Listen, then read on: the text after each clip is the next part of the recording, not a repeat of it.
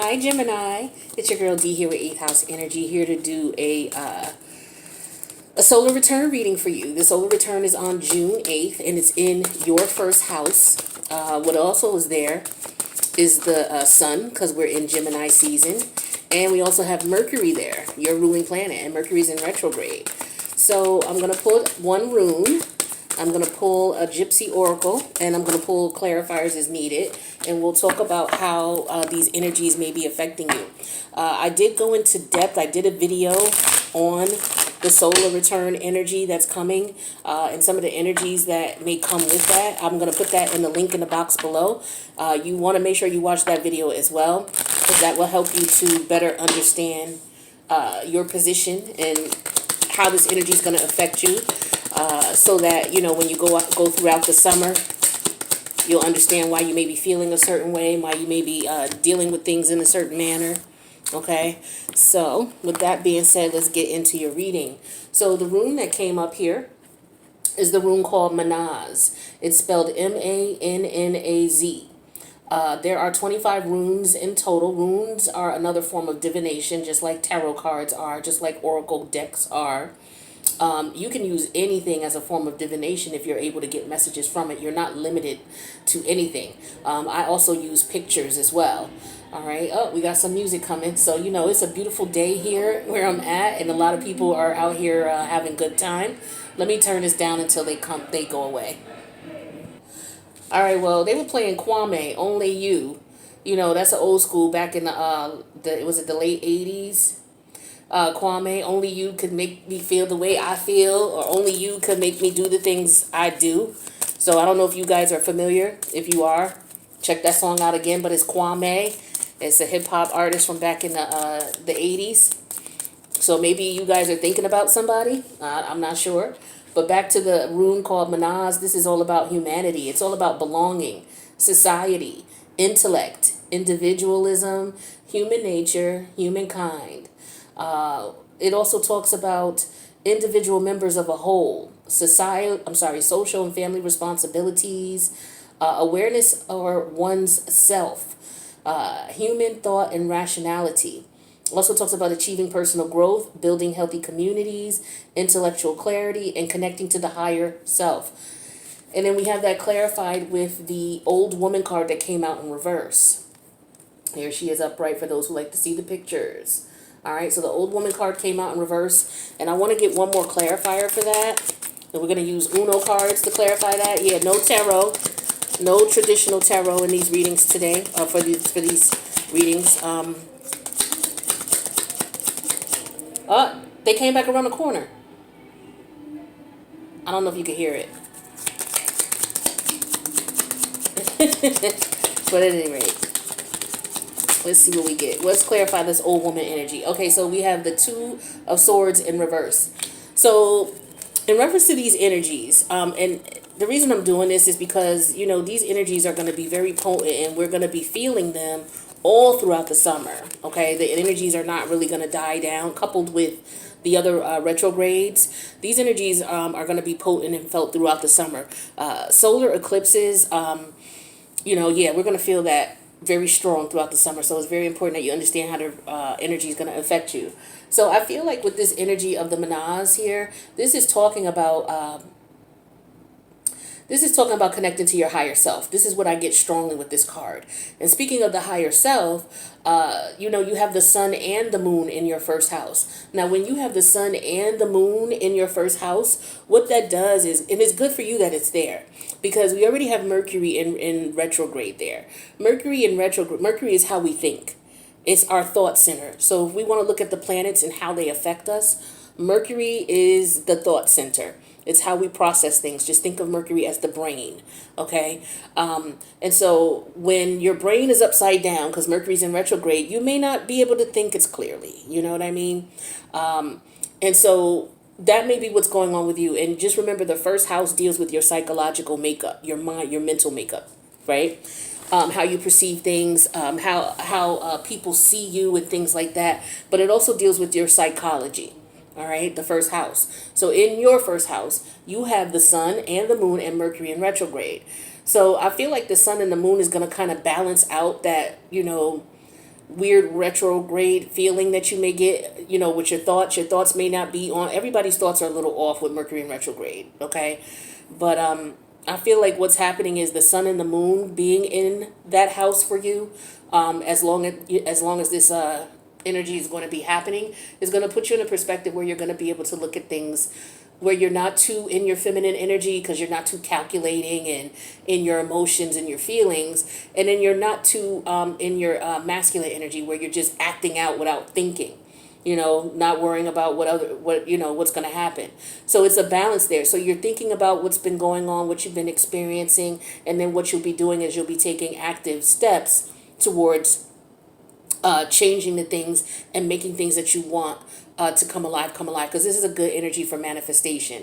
So it's very important that if you are into manifestation or into affirmations and want to set the tone, this is a good energy for you to set the tone. And again, the energies, the actual solar eclipse is on June 10th. Okay, so with the old woman card here in reverse, this is telling me about looking back at what you've done, what you've experienced, what you felt, how people have treated you, how you've treated them.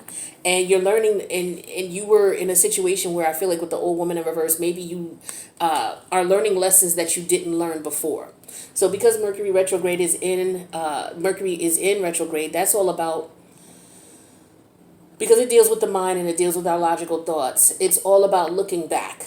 Mercury retrograde is all about remembering, looking back. This is why a lot of times, we'll think about exes, we'll think about old friends, we'll think about family members who may not be here anymore, or we'll think about different circumstances and situations we would have had with, people in general. And we look back at those and we figure out, okay, yeah, maybe I shouldn't have did that. I knew I shouldn't have did that, but I did it anyway. Or I should have known better, but I went ahead and did it, and, I thought this or I did that. Because when you talk about the old woman card in upright, this is somebody who you can't get anything past. This is somebody who knows. She's been there, done it all.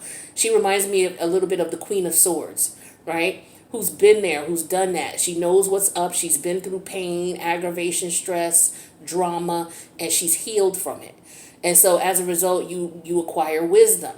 So, the old woman doesn't mean that you're old. It just means that you are a soul who has been through some things and you've learned some lessons.